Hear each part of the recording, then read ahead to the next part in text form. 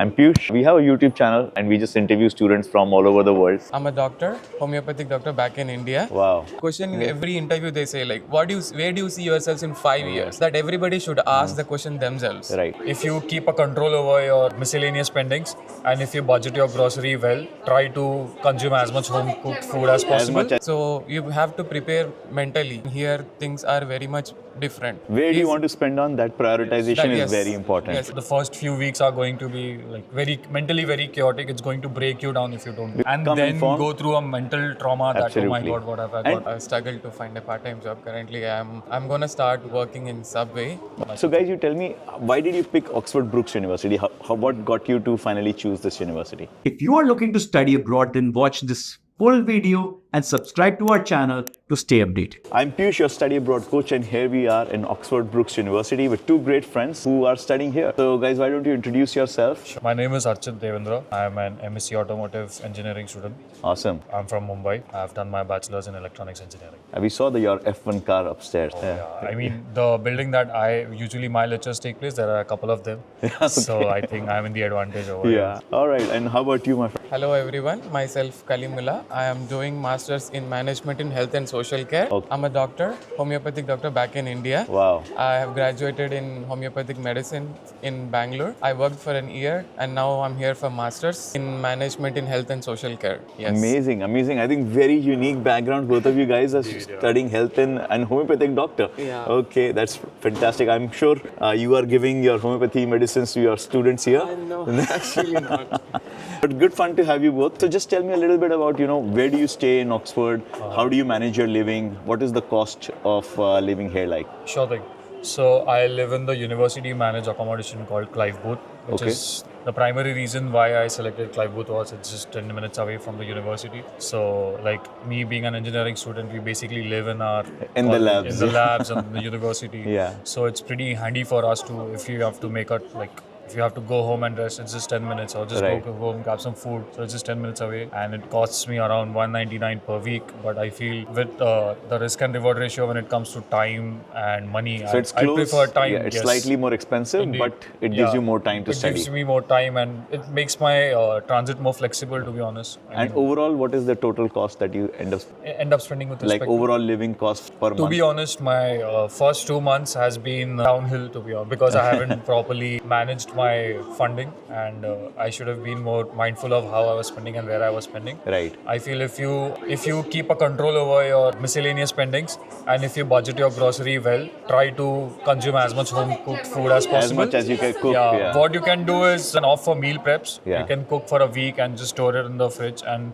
just try to have some like ready to eat snacks whenever you're on the run. So I feel if you do that, you would be pretty much able to manage your funds pretty well. Right. And about £1,000 is a good budget for a month? I feel you're pretty comfortable with £1,000. Yeah. I mean, for example, if you're stacking your monthly groceries, it also depends on the quantity of what you're consuming. For example, for someone like me, I have to... You look very thin, man. No, but my appetite is good. I would say, because I also work out, so I have to eat accordingly. And since it's winters over here, you need to consume as many calories as possible. Right. So keeping all that in mind, I feel for me, the grocery values, like the cost goes up a bit, but I try to control the expenditure as much as I can. And how about you? Where do you stay and what's your cost of living? I also stay the same accommodation as my colleague said. I agree with him what he has said, and I'd like to add some few more points to this. Everybody thinks that it's okay, we'll survive. It's not like you're coming here for a trip. Right. Like you'll be staying for 10 days or a month or something. You'll be here for a longer period of time. 1 year is not a short duration. If your master's is 1 year or 2 years, it depends on your course. So you have to prepare mentally, because the things we see back home regarding everything is different, and here things are very much different. Yeah. So everybody will tell you like to manage your expenses, or on a broader scale. I think you have to work on how to manage where do you want to manage your expenses. Yeah. Where do you want to spend on? That prioritization is very important. Yes, it is very much important. If you go for food, the method of preparing food back home and here are very much quite different. Okay. And if you need to have a brief idea before coming here that how the meals are made, how the food is available in the stores or in outlets, then you can get a picture like how to manage your expenses. All right, guys. So we're gonna do a video on that very quickly. On that, another point that I would like to add on to this is there are multiple outlets for where you can shop your groceries from, and all of them offer different price ranges. One thing that I have figured out is like a basic math is if it's close to you, it's going to be expensive. If it's a bit far to you, it's going to be worth the trip. But but I feel you will save 1 or 2 pounds or more than that. And if you want to, what I would suggest is try to shop in bulk as much as you can. Try to store and stack as much food as you can. And but if you consume non-veg, for example, so try to buy fresh, like try to buy your meat as fresh as possible. Fresh as possible, yes. Yeah, because since we come from India, we are not really used to having frozen meals, yes. So the taste also differs sometimes. So let's not get into the culinary. But that is something you will figure out with time. For someone, food is essential. So I think it's for them, my dear brothers and sisters, whoever are Everybody watching. will say, I will accept to the point. Yes. That's why I said like we have to know how things work. Then only we can plan accordingly. And as per the study goes here, and it is way different from back home and here. So we'll be feeling like okay, maybe overwhelmed with what kind of study they are going and everything. But we need to make ourselves mentally prepared. The mental preparation is the homework you do back in India. So before anyone who's looking to come to UK now, start preparing mentally for all the hard work that you have to do. If that is the point, what I would say is personally what I felt is if you're choosing a master's degree if you're choosing to pursue any sort of degree, it shouldn't come out of a fear of, if you're seeing your friends going abroad, it shouldn't come out of that notion that I'm going to miss out or just because someone else. You shouldn't be motivated by someone else's actions. Yeah, or the Instagram be well prepared, pictures, be thoroughly, invest about every damn module that comes up. For example, if I have chosen my course was Automotive Engineering with electric vehicles. So for the first semesters, we have 3 modules. We have noise vibration harshness, advanced vehicle dynamics, and engineering business management. To be blunt, I come from an electronics background, so I have no formal background with the mechanical concepts, and I feel I lacked somewhere on the research part for my modules. So that is a bit of struggle that I'm facing over here, but I'm compensating for that by working overtime. Putting in the hard work. I go by the slogan of if you can't outsmart them, outwork them. Outwork them. Yes, so I'm continuously in the lab.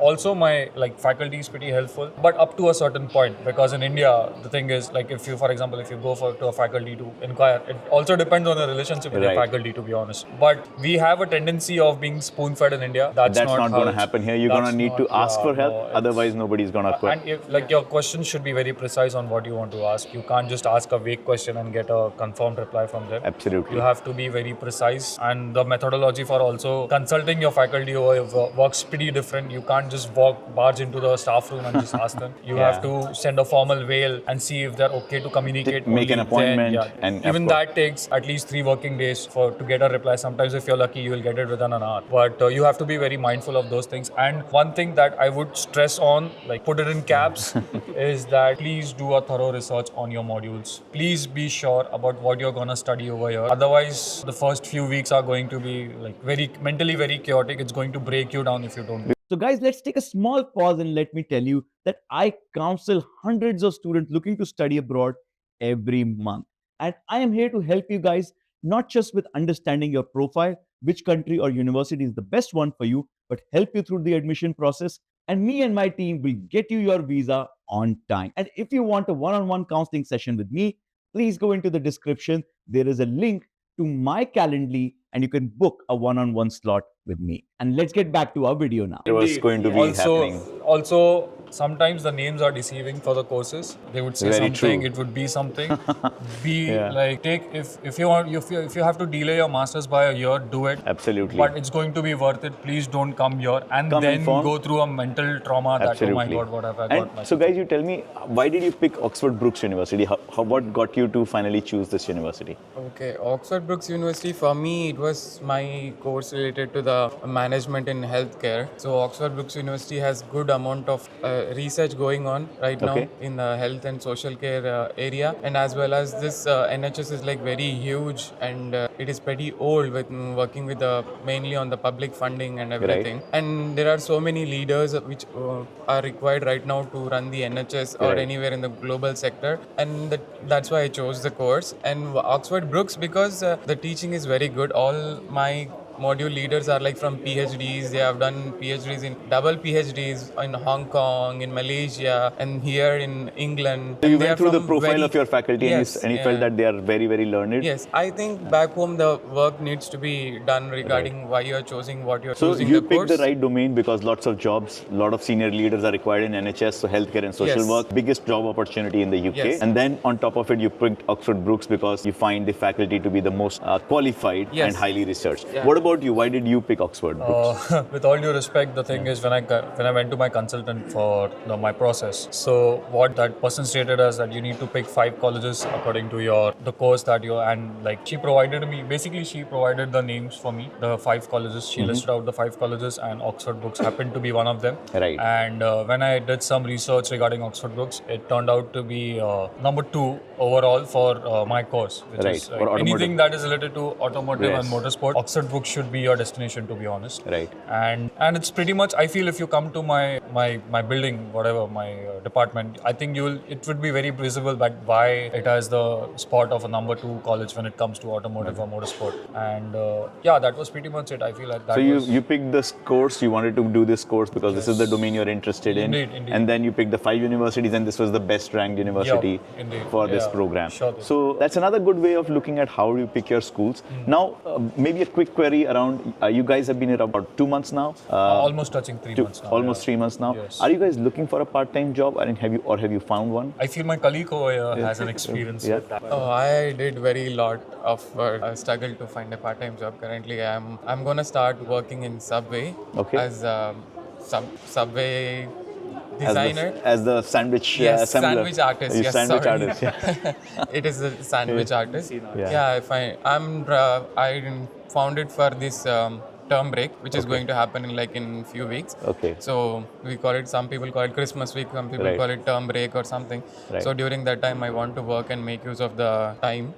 So yes, everybody will think like they have to come here about this part-time struggle, and they say like it is a little bit difficult because back home we are not focused more on skills than on the awards or degrees which we have. But here the skills are more important. Skills are more important. So you need to work on yourself and to know where you land up on your So skills. even for a part-time job, I mean, they will be looking at are you Yes. capable, how capable you are to do that, even a simple job. Yeah. And so it took you a bit of an effort to get the job at Yes. Subway as well. Yeah, I did 3 trials Three to trials. to show my skills off there. And did you then get to he eat that sandwich that you made? Yes, yeah, I did. So at least He that's was a like, workout. that's the ultimate test of how If you can hardworking eat your own sandwich, Indeed, at least. if you don't hesitate on your own work, then I think Then at least, yeah. it shouldn't be a problem. So, one more big question around the longer term outcomes. So, does the university name ranking matters? Do you think there are difference for students who are studying at the Oxford University versus the ones who are studying at the Oxford Brookes University? Okay. So I'll base my answer on what I have heard from others, not of what I'm experiencing. So I feel it does play a crucial role for your placements. I've heard a lot of universities who just like take in admissions just because for the cash. Yes. To be honest, and they are not so well reputed, so they are not like on the list of whether they are getting placed or not. I feel that does really matter. Well, if your university is pretty reputed, so it does play a crucial role. I mean, it's the same that as it is back home. And if you come from a well-reputed institution, it becomes easier for you to get placed. Irrespective of how you do academically or your talent. And any experience, any thoughts that you have regarding, will Oxford Brookes University be an asset or a liability? It is going to be an asset for sure, because one thing I planned here is not the course, not the uni before I chose. I chose my career path. Right. Then I stepped back. I love you, man. Yeah. And I looked for how do I reach there. Right. And where will I go, what way it is going to help. So it is obviously an asset for me. Because my career path, because everybody back home in India should design what they want to be. Like this question they get right. The question first is what do you want to do? Yeah, no, not the question is what do you want to do. The question in every interview they say like, where do you see yourselves in 5 years? That everybody should ask the question themselves. Right.